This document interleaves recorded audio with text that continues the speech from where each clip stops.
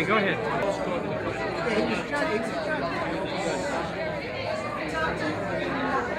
Hello, everybody. Hello. I tell you, we had some great racing today, didn't we? Did you see the greatest racing in the harness racing at the Meadowlands? I mean, it was unbelievable. Some great horses. We saw some great drivers, but we had some great ones back at Roosevelt, didn't we? We have them all, the Gilmours, the Howdens, the Fontaines, the Inscos. God, I could go on, and if I miss somebody, you know, I'm sorry. But I'll tell you, we raced at Yonkers and Roosevelt, we thought it would never end. And let me tell you a little story about Roosevelt. It started in 1940. George Morton Levy, who we were fortunate enough to have his daughter here tonight, and I wish you'd stand up and say hello because she came all the way from California to be with us.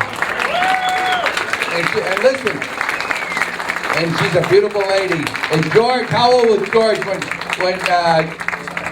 when he passed away? 90? But anyway, George, he put us on the map. And George started 1940. He started with a group of guys, and they bought Mineola Fairgrounds. Mineola Fairgrounds, he turned it into Roosevelt Raceway.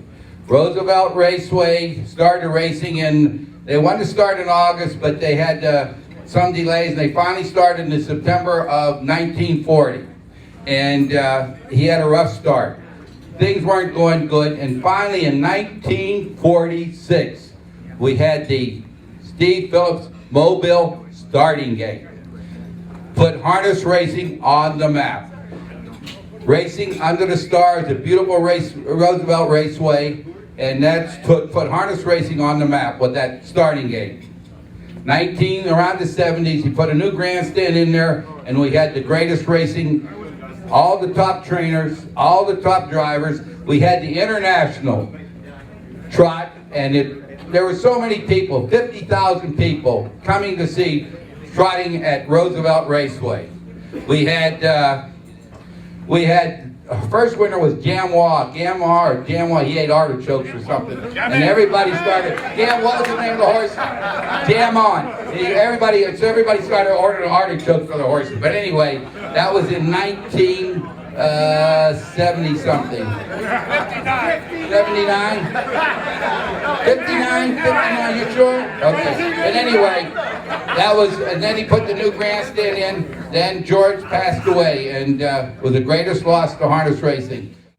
Roosevelt is gone, but not forgotten. And we're going to go on here, and we're going to have a few people tell a few memories of how they had some experiences, good and bad, at Roosevelt. Thanks, guys. All right. Only thing I remember was the hookers at the Island Inn. God, I'm telling you, we were like family up there. We used to all get together, have a little barbecue, then the weekends, and I mean, you know, it was a great thing, and you couldn't believe the people there, and we thought it would never end, but it's gone. Anybody have anything to say? Anybody? Nobody. Come on. Here, oh my God. Here's the Canadian ace, Buddy Gilmour. What a great MC this guy is. Can you hear me? Yeah, speak up. It was a great era to be in the horse business, I'll tell you that. And when I first went to Roosevelt, I thought I had 4 or 5 nice horses. So I started 2 after these last. One guy I had a front runner could fly, I thought. I went to the first turn, Clint Hodge says, "You want to race him in front tonight, bud?" And I said, "I guess so." I went about half a mile, they all were by me. I started the next one there. I looked the other 2, 3 up the next morning, and I said, "I'm out of here. I'll be back." It took me 4 times to really make it. I didn't know if I really made it. I had a pretty good go. It wasn't easy to start it. I was a young guy, and I didn't have enough power. I made sure the next time I went, then the next time I had power. And they put in the claimant races. Nobody put a horse in the claimant race. I used to put horses in $4,000 or $5,000 claimers. I knew, and I was 4 seconds of this. I knew nobody else was going to take them. No wonder you were so good. That's how I got my start. Big start at Roosevelt Raceway Reunion. I had a lot of great friends and drivers and owners and everything else. Thank God I was around that era of the sport. So thank you very much, everybody. That's great, isn't it? The great Buddy Gilmour, the Canadian ace. All right, thank God. Thank you for coming, buddy. How about Abatello? How about Fontaine? How about everybody else? Come on, I don't want to miss anybody. Come on. Lou. How about that candy stripe convertible you had? Remember that? And Monticello? Oh my God. It's Lucien. Okay, hi everyone. It's a pleasure to be here. And my first experience at Roosevelt was in 1957 with a brand new grandstand. And I came from Canada and went by Yonkers, and it took me longer from Yonkers to Roosevelt than it did from Montreal to Yonkers. Because I guess there was 5 different parkways, and I mean, they all looked the same to me. And I see finally a policeman, and he said, where you're looking to go? And I said, to Roosevelt Raceway. He said, well, the lights are right over there. And I said, well, that's what everybody's been saying, and it's getting close to 11 o'clock. But anyway, I finally got there, and then I didn't move my car for 3 months. I was so afraid to get lost. And I worked for Clint Hodges, and the racing was at its best. I mean, when we had the international, when Germain won, they had a strike, the airline strikes, and they couldn't get any artichoke. Oh my God, I thought we were going to bring everybody from the French government to try to get artichoke. But it was great, and I learned under Clint Hodgins, and Clint Hodgins, they call him like Mr. Vinegar. I believe they had a story about him last year. And but Clint was a great teacher, great horseman. He had Bye Bye Bird and Elaine Rodney and a whole bunch of good horses.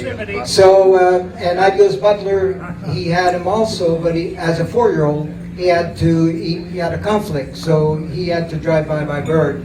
But my first start at Roosevelt was after I came from the Meadowlands, and I drew the 8-hole with a mare by the name of Cormier of Hanover. And I said, I trained 24 2-year-olds. Clint had his 2-year-olds at Goshen. And I said, Clint, why don't you drive her tonight? I mean, we just trained 20-some horses. And he said, well, you better get your, you-know-what. He's over here and learn, he says, to get beat like everyone. So I get at Roosevelt, take a look at the program, and I said, Clint, I'm the best in here. He said, you must have some fever or something. I mean, it's just incredible. But anyway, make a long story short, from the 8-hole, I made the 3/4 pole. She wins, pays $72. And so from there on, I come back and they're calling my name, paging my name, Lucien Fontaine. I thought it was the judges. I said, what the heck did I do? So Clint was by and he said, Lucien, so you don't have to go there. But he says, of course, if you want a big head, he says, go right ahead. So I said, no, Clint, all I want was him to be happy, because if you wanted something, you didn't ask him. If you asked him, you wouldn't get it. But anyway, he says, okay, go over and talk to him. Tell him you speak a very little bit of English and to go where. So they saw that audience must be around there. But anyway, some of the things that we learned from Roosevelt on the way to where we are today. The crowds, like today at the Meadowlands, that was an everyday occasion. And it was just incredible. It was Hamiltonian every night. Every night. The electricity, I mean, everything was just incredible. And I'll never forget it. And although it's gone, for sure, it will always be remembered by many of us that are here today.